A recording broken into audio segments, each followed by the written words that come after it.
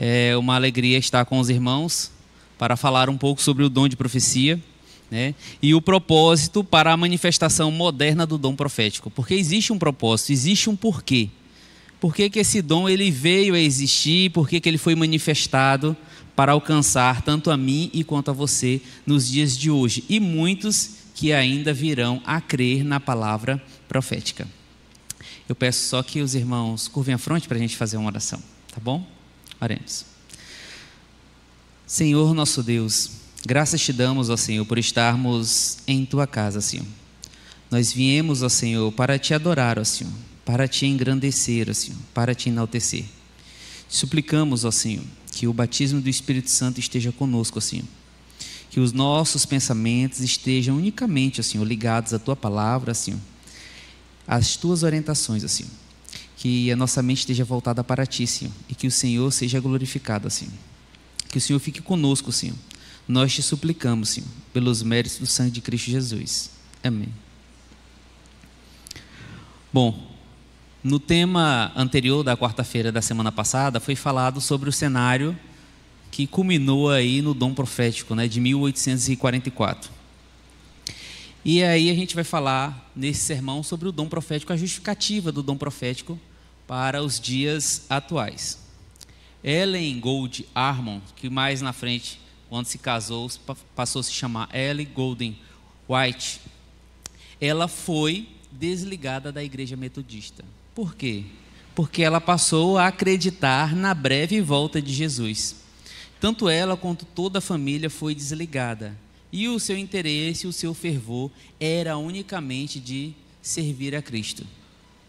E entre a igreja, né, entre a volta de Cristo e ficar ali servindo, ela preferiu ficar com Cristo. E toda a família saiu para servir ao Senhor. E o que é que aconteceu? Ela com 17 anos, ela foi chamada, né, por Deus, ela foi convidada para ser a mensageira do Senhor. Ellen White, ela não tinha muito estudo, não tinha terminado todos os estudos, né? Ela mal tinha começado, por assim dizer, porque ela sofreu um acidente, né? Alguém lançou uma pedra sobre ela, então ela teve dificuldades de seguir com o estudo, e mesmo assim, isso não a impediu de ser usada por Deus. Você observa que Deus, ele nos recebe assim como nós estamos. Não interessa se você é uma pessoa de alto intelecto, de baixo intelecto, o que é importante é que você se coloque à disposição para ser usado plenamente pelo Senhor. Se você observar os discípulos, eles nem todos eram estudiosos, a maioria eram iletrados, mas eles foram usados e foram capacitados. Deus, ele capacita todos aqueles que se colocam à disposição do Senhor. Então, se você tem dons, se você tem talentos, ou se você não os identifica, independente de tudo, é importante que você dê o seu coração para o Senhor, a sua vida, que Ele vai te usar grandemente, Ele vai te capacitar, Ele vai desenvolver o teu intelecto, certo? E Ellen White, mais à frente, depois ela se tornou cofundadora da Igreja Adventista, e ela viveu durante aí 70 anos de ministério, aí ela sempre escreveu mais de 100 mil páginas, e todo momento ela deu grandes testemunhos acerca da palavra do Senhor. Mas qual desculpa, eu esqueci de passar o slide. Não está passando não.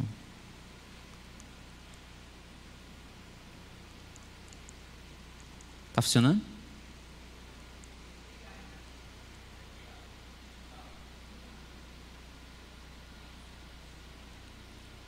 Obrigado.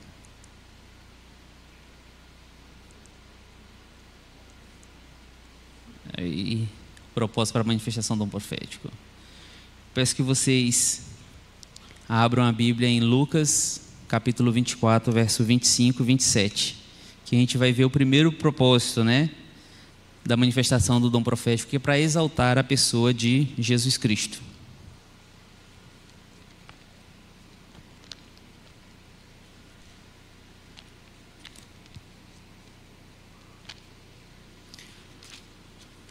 Lucas, capítulo 24, verso 25 a 27.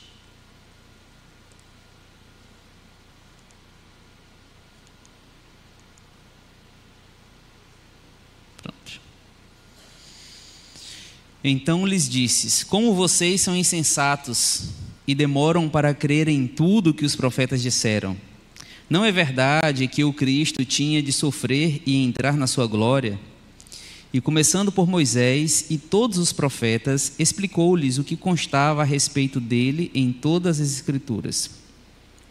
O que aconteceu aqui? Nessa citação, Jesus Cristo, ele tinha, após a sua morte, né? Ele já tinha ressuscitado, mas os discípulos, não sabendo que Cristo tinha ressuscitado, eles estavam tristes, arrasados, abalados, indo para Emaús, porque eles acreditavam que Cristo era o Messias e eles não aceitavam e nem entendiam o porquê da morte de Cristo Jesus. Eles imaginavam que Cristo iria tomar o poder de Israel como líder. E aí, para a surpresa deles, né, e para a tristeza, Cristo havia sido morto e crucificado. Então eles estavam chocados. E aí, o próprio Cristo, ele chama eles de nécios, né? Nécios, vocês são tardios de coração, para entender, para crer tudo que os profetas disseram. E aí o próprio Cristo chama os discípulos para quê? Para olhar para as Escrituras, porque são as Escrituras mesmo que testificam de quem? De Cristo, né? Ele diz assim, são as Escrituras mesmo que testificam de mim. E aí ele começa a discorrer por todos os profetas, né, todos eles que passaram, e vai apontando cada uma das situações de Cristo Jesus. Que ele haveria de morrer, que ele haveria de ser crucificado, que ele haveria de ser açoitado, que iam lançar sorte sobre as suas vestes. Então ele vai pincelando quadro a quadro. Então ele vai dando luz, ele vai trazendo a palavra profética que vinha sido lançada antes, para que eles viessem a compreender e a entender, certo? Então, nesse momento, o próprio Cristo ele começa a usar a Bíblia. Qual era a Bíblia antigamente dos discípulos? Era o Antigo Testamento, porque o Novo Testamento eles ainda estavam vivendo e ainda viria a ser escrito. Então ele discorria com as Escrituras e eles iam observando, aprendendo que a própria Bíblia ela tem esse papel de exaltar a pessoa de Cristo Jesus. Em João 5, verso 39, que Cristo diz: vocês examinam as Escrituras porque julgam ter nelas a vida eterna, e são elas mesmo que testificam de mim. Então Cristo ele reforça, né, deixando bem claro que as Escrituras elas vão fazer essa revelação divina. Ora, sempre que houve um profeta, ele tinha esse objetivo de deixar bem claro a revelação divina, a palavra profética para o povo naquela época. Então, em cada momento, Deus ele vem suscitando um profeta. Por exemplo, na época do dilúvio, ele chamou Noé. Então, um momento tão importante, tinha um profeta. No momento que o pessoal estava todo mundo preso, que precisava da libertação, veio Moisés, lá em Babilônia, teve Daniel. Então, sempre, em cada momento, tinha um profeta trazendo a palavra profética. E aí não foi diferente para o tempo do fim, né, que é o tempo que nós vivemos com Ellen White, né? E Ellen White ela expressou um profundo amor por Cristo. Em uma das suas situações, ela diz assim: Cristo, seu caráter e obra é o centro e a circunferência de toda a verdade. Ele é a cadeia que liga as joias de doutrina. Nele se encontra o inteiro sistema da verdade. Olha, um profeta que aponta para Cristo só pode ser um profeta cristocêntrico. E ela diz assim: o seu caráter e obra, o caráter de Cristo, o caráter de Deus, é o centro da circunferência de toda a verdade. Ele é a própria verdade. A sua própria vida prática é a verdade. Ele é a cadeia que liga as joias de doutrina, ou seja, em cada doutrina bíblica, qual é o centro? É Cristo.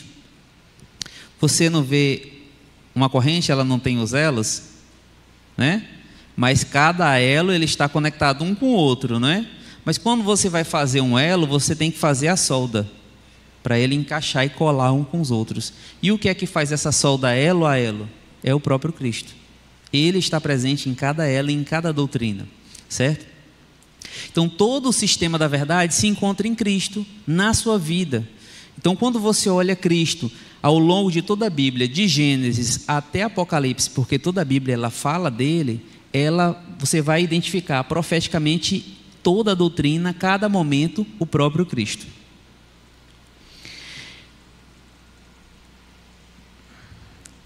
E você vai observar também que a nossa própria vida, a nossa própria existência, ela também está ligada a Cristo.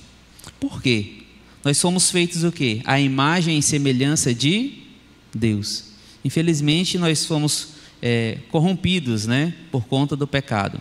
Mas o próprio Cristo é quem vem para nos salvar, para nos restaurar. Teve um episódio interessante na vida de Ellen White em que ela estava fazendo um sermão.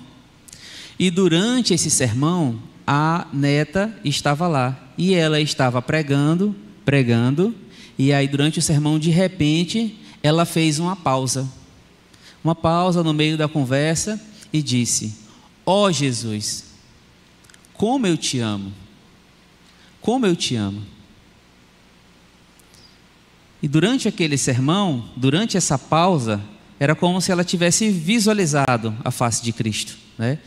E tivesse voltado toda a atenção para Cristo e transparecido diante de todos o quê? O amor para com Cristo, né? E durante todos os seus escritos, em mais de 100 mil páginas, ela destaca o próprio Cristo. Tudo é exaltado, é enaltecido para Cristo, sempre apontando para Cristo. Em momento algum ela vai se enaltecer, em momento algum ela vai se mostrar, ela vai se achar, ela vai se vangloriar. Não, tudo ela aponta para Cristo. E toda autoridade que Ellen White usa sempre deriva de onde? Das próprias Escrituras. E o segundo propósito do dom profético na modernidade é chamar a nossa atenção para a Bíblia, unicamente para a Bíblia. Vamos abrir aí em 2 Timóteo 3,16.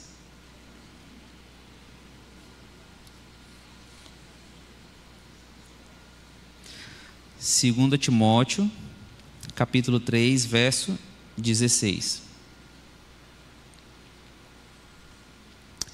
Que diz assim: toda a Escritura é inspirada por Deus e útil para o ensino, para a repreensão, para a correção e para a educação na justiça. Então, o dom profético ele tem esse objetivo de levar as pessoas até a Bíblia, para que elas contemplem o quê? A verdade, a palavra. Quando você vai lendo a Bíblia de Gênesis a Apocalipse, eu não sei como é para vocês, mas para mim é bem claro, Deus pega um povo e conduz esse povo, né? Tudo bem que o homem pecou, né? Mas já tinha o caminho certo, mas aí o homem se desvia do caminho quando peca. E aí, cada vez mais, Deus tenta colocar o homem de volta no caminho.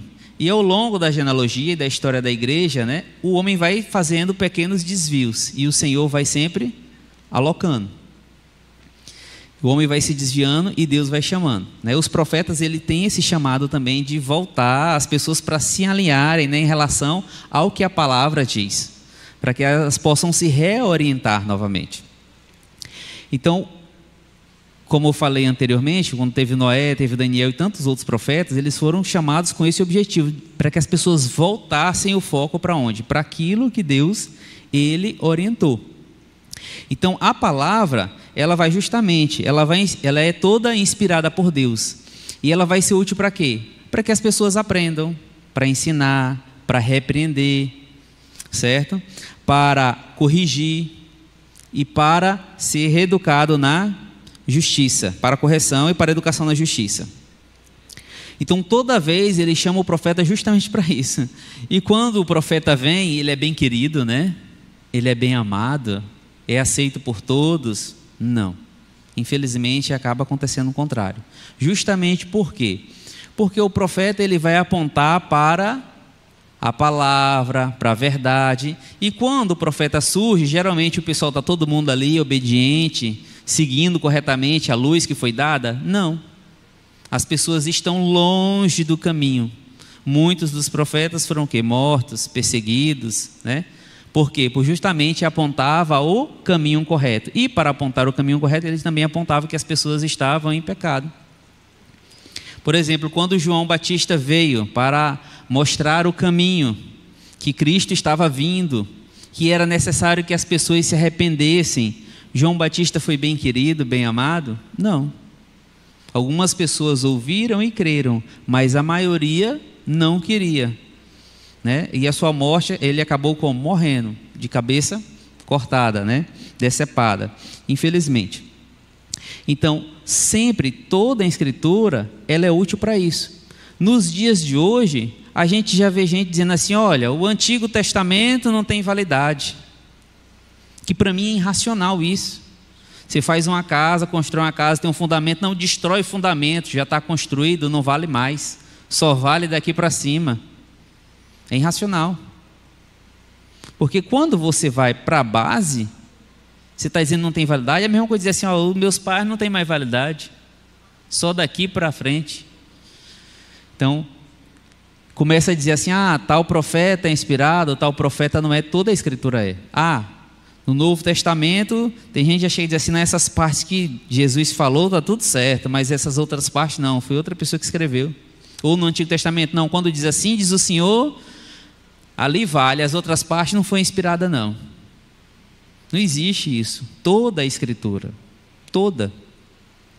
Foram homens que escreveram, mas foram o quê? Inspirados por Deus. E Ellen White diz assim, recomendo-vos, caro leitor, a palavra de Deus como regra de vossa fé e prática. Por essa palavra seremos julgados. Nela Deus prometeu dar visões nos últimos dias, não para uma nova regra de fé, mas para o conforto de seu povo e para corrigir os que se desviam da verdade bíblica. Então, qual é a recomendação que a profetisa faz? É a palavra de Deus. Ela não recomendou os seus livros, não recomendou nenhum outro tipo de leitura, apesar que ela os fez, mas ela diz assim, eu recomendo a palavra de Deus. Porque pela palavra de Deus nós somos o quê? Transformados. Durante a semana passada, eu fui convidado para pregar um sermão, e aí eu estudei muito sobre esse assunto de santificação. E aí hoje eu estava fazendo o estudo da lição da escola sabatina. E aí eu estava lendo a palavra para responder a lição. E aí como foi interessante para mim? Porque ali, com tudo que eu tinha estudado antes, como fechou, como casou. E ali do meio da leitura sempre vem uns textos recomendados, né, para que você leia naquele tema. E ali quando eu me vi, eu estava lendo a Bíblia além dos temas, porque eu me identifiquei com aquilo. E quando eu terminei de fazer o estudo, como foi bom a palavra testificar comigo. E essa é a recomendação, porque a palavra ela vai nos transformar, ela vai nos mudar. Sabe, a gente quer ser muita coisa. A gente quer ser muita coisa, tanto da parte espiritual como da parte secular. Mas quando a gente foca em Cristo, quando nós focamos na parte espiritual, todo o nosso intelecto ele é reavivado. As nossas faculdades elas crescem. E quanto a gente aprende? E aquilo ali nos desenvolve. E quanto você se sente satisfeito? E às vezes o conhecimento do mundo você aprende e às vezes você não se sente tão satisfeito, tão feliz. E a Bíblia não. A Bíblia ela dá esse conforto. Em outro texto, Ellen White diz assim: os testemunhos não estão destinados a comunicar nova luz. Não servem para nova luz, e sim para imprimir fortemente na mente as verdades da inspiração que já foram reveladas. Às vezes, você lê a Escritura e às vezes você não compreende muito bem como deveria compreender, né? Então, os testemunhos, eles só vão lhe mostrar melhor a palavra. Por exemplo, você pega um papel e você vê esse papel aqui rosa, né? E aí se eu falar o que tem aqui dentro, de que ele é formado? Aí você achar, nossa, que legal. Aí você pega e coloca um microscópio e vai ver toda a composição dele aqui. Aí você vai olhar e totalmente diferente dessa visão que você está tendo aqui agora. Mostrou algo novo? Não, estava aqui, você só não estava enxergando. As estrelas, tão longe, a lua, você coloca um telescópio e vê, tão de pertinho. Mostrou algo novo? Não, só revelou algo que você não estava vendo, tá? Mas os testemunhos, eles não estão destinados a comunicar nova luz, eles apenas vão mostrar a luz que lá existe. Quem é o sol da justiça? Cristo Jesus, né? Vamos fazer uma associação. Então, o sol, ele tem a luz, ele mostra a luz. E a lua, ela mostra a luz, a sua luz? Não, a lua só reflete a luz do sol. É a mesma coisa. Os testemunhos, eles só vão refletir. Eles não vão dar luz própria, só vão apontar para de onde vem a luz, que é do sol da justiça, Cristo Jesus. O Senhor deseja, ela ainda diz assim, o Senhor deseja que estudeis a Bíblia.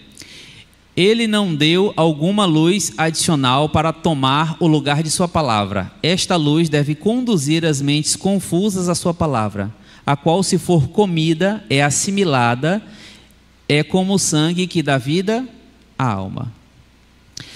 Quando eu estava lendo O Desejado de Todas as Nações, eu achei muito interessante, né? Aquela parte em que a mulher estava para ser apedrejada. Quando eu li a Bíblia, que eu era menorzinho, né? Criancinha, né? Não sou tão alto assim. E aí eu ficava lendo, imaginando, né? Que Cristo escrevia ali no chão. Eu disse, nossa, o que foi que Cristo escreveu lá? E eu ficava numa curiosidade. Aí lia, aí alguém falou para mim, não, faz a referência cruzada na Bíblia aí, porque às vezes outro texto vai explicar, aí eu ia e observava, fazia a referência cruzada e não encontrava. Quando eu conheci os testemunhos, que eu li o Desejado das Nações, que eu vi aquele momento que Cristo, ele estava escrevendo no chão os pecados na areia de todo aquele povo que estava com pedra na mão para lançar sobre ela, na mulher adúltera. E aí o pessoal, quando viu os seus pecados escritos, outros com receio de que os seus pecados fossem revelados, saíram fora. Então eu achei muito interessante. Então quando você lê, não vai mudar nada do que está na Bíblia, só vai deixar mais claro. Então é muito interessante, certo? Então o estudo da Bíblia, ele vai revigorar a tua alma, e o estudo de profecia, ele só vai apontar para o estudo da Bíblia. Ao encerrar a sua última participação em uma conferência geral da igreja adventista em 1909, Ellen White, segurando a Bíblia nas mãos, recomendou enfaticamente: irmãos e irmãs, eu lhes recomendo este livro. E o livro que estava na mão dela era a Bíblia. Então, o dom profético, ele aponta para Cristo e aponta para a palavra. Terceiro propósito: auxiliar-nos diante dos poderosos enganos do tempo do fim. De novo, se em cada momento importante da história humana Deus levanta um profeta, no tempo do fim ele não ia levantar ninguém? Ele ia deixar todo mundo sem um profeta? O apóstolo Paulo alertou sobre os enganos do iníquo, que operará com sinais e prodígios. Os sinais e prodígios de mentira. 2 Tessalonicenses 2, 9, 10. Ora, o aparecimento do iníquo é segundo a eficácia de Satanás, com todo o poder e sinais e prodígios de mentira, e com todo engano de injustiça. Olha, quando você vai ler o livro de Apocalipse, que você vai viajando ali sobre a história, né, e vai vendo as igrejas, você vai ver que a última igreja, que é a de Laodiceia, é que vai passar o período mais tortuoso. de maior dificuldade. E Deus, sabendo de tudo isso, Ele proveu o quê? Luz. Luz para que nós não fôssemos o quê? Enganados. E no tempo do fim, o espírito de profecia, ele vai ser questionado. E vai ser tentado dar por terra abaixo. Lembra que durante a perseguição, o Satanás prevaleceu porque ele deitou a verdade por terra abaixo? E a palavra meio que ficou perseguida. Lembra lá com os valdenses, que eles ficaram fugindo e se escondendo? Mas Deus estava com eles, e a palavra estava com eles. E para esse momento, a perseguição vai ser muito maior. Os enganos serão maiores, com todos os sinais, todos os prodígios. Serão muitos os enganos, então a gente precisa entender. Ao longo do tempo, de toda a história, qual é a maior mentira que Satanás ele tem trabalhado desde o princípio? Certamente não morrerás. Desde lá ele vem dizendo, certamente não morrerás. E aí dessa mentira, ele vem aprofundando cada vez mais.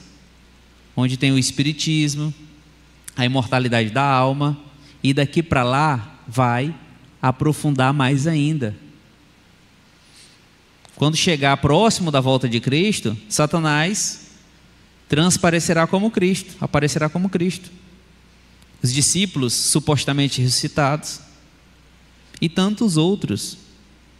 De repente um familiar seu, mas tudo falsidade e engano. E todo mundo que não se firmar na palavra vai ser engodado. Por quê? A palavra é o que vai transformar o nosso caráter. A salvação ela é de graça? É de graça, gratuita. Só tenho que aceitar, só isso. Estou justificado pelos méritos e sangue de Cristo Jesus perante todos. Mas enquanto Cristo não volta, eu preciso viver buscando a santificação. E dentro do processo de santificação, tem o quê? Leitura da palavra e prática. Eu preciso praticar. Eu preciso me aprofundar. Por quê? Porque através disso é que nós vamos ser transformados. A fé vem pelo ouvir, e o ouvir da palavra de Deus. E a Bíblia diz que nós somos ouvintes e não somos praticantes, somos o quê? Mentirosos. Então nós precisamos praticar, precisamos ler, precisamos estudar. Ellen White afirmou: Deus revelou o que deve acontecer nos últimos dias para que seu povo possa estar preparado para enfrentar a tempestade da oposição e da ira. Então a gente vai precisar se preparar. Hoje a gente vive numa igreja agraciada, com o dom profético. Existe orientação para tudo, para tudo. Para tudo. Então é interessante a gente ler e conhecer. Existem várias formas de você aproveitar o teu tempo durante o dia. Se você não consegue parar para ler e você está fazendo atividades rotineiras até dentro de casa, você pode botar um audiolivro, né, que hoje tem vários livros de Ellen White em áudio para que você possa escutar. E durante o dia vai aproveitar muito. Quando eu morava em Imperatriz, que eu ia para a Ceilândia, eu viajava, passava cerca de 1 hora de ida e de volta. Então, após a minha conversão, eu aproveitava e escutava o áudio, tanto na ida quanto na volta. Então, naquele tempo, eu ganhei muita coisa, muita informação. Então, aproveitem e façam o mesmo. Satanás fará todo esforço possível para enganar e destruir o remanescente. Mas o Apocalipse mostra que o povo fiel de Deus terá o dom profético para guiá-lo através dos tempos difíceis. O dom profético, ele vai nos guiar, vai nos instruir. Hoje a gente sabe cada uma das situações que vão acontecer antes da volta de Cristo Jesus. Por quê? Porque o dom profético, ele aponta para tudo isso. E a gente pode confirmar tudo isso aonde? Nas Escrituras. Toda a fundamentação está lá na Bíblia. As instruções dadas nos primeiros tempos da mensagem devem ser conservadas como instruções dignas de confiança para se seguirem nesses dias finais. Os que são indiferentes a esta luz e instrução, não pensem que escaparão dos laços acerca dos quais temos sido claramente avisados. Então, para quem for negligente, vai ser pego de surpresa. Vai perder a oportunidade. Então, nós devemos observar a instrução. Ler é acreditar. Crede em Deus e estareis seguros. Crede em seus profetas e prosperar. Então, nós só poderemos prosperar se nós crermos nessas instruções. Quando Cristo ele deu a instrução acerca da destruição de Jerusalém, quem creu se salvou. Quem não acreditou, pereceu. Né? Então, assim, a gente vai agora ter um louvor, né? Um momento de louvor, e eu quero perguntar a vocês: vocês creem na manifestação do dom profético?